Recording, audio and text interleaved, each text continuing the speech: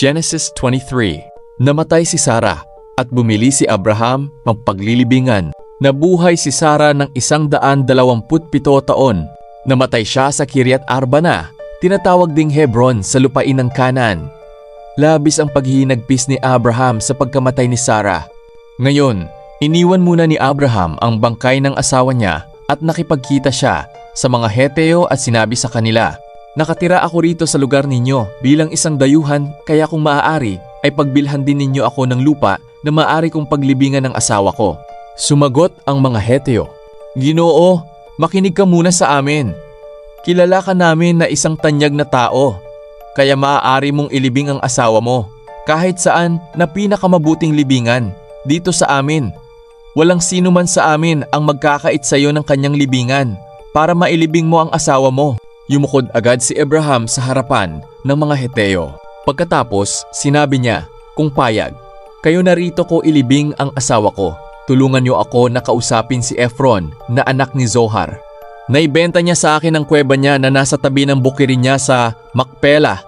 Sabihin ninyo sa kanya na babayaran ko siya sa tamang halaga rito, mismo sa harapan ninyo para maging akin ito at gawing libingan."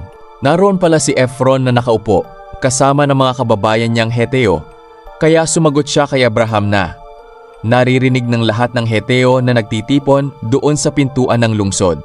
Sinabi niya, "Sa harap ng mga kababayan ko ay ibinibigay ko sa iyo ang buong bukirin, pati na ang kuweba, kaya maaari mo nang ilibing ang asawa mo." Muling yumukod si Abraham, tanda ng pagpapasalamat sa harapan ng mga Heteo. Kaya sinabi niya kay Ephron na naririnig ng lahat, "Makinig kayo sa akin. Babayaran ko ang halaga ng bukirin. Tanggapin mo ang bayad ko para mailibing ko na doon ang asawa ko." Sumagot si Ephron, "Ginoo, ang lupa ay nagkakahalaga ng 400 pirasong pilak. Pero ano naman, iyon sa ating dalawa. Sige, ilibing mo na ang asawa mo." Pumayag si Abraham sa halagang sinabi ni Ephron, kaya nagkilo siya ng 0.400 pirasong pilak ayon sa bigat na pinagbabasihan noon ng mga mangangalakal, at ibinayad niya ito kay Ephron sa harap ng mga Heteo.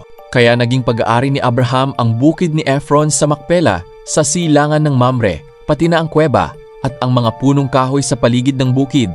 Saksi ang lahat ng Heteo na nagtipon doon sa pintua kay Abraham na pag-aari sa harapan ng mga anak ni Het.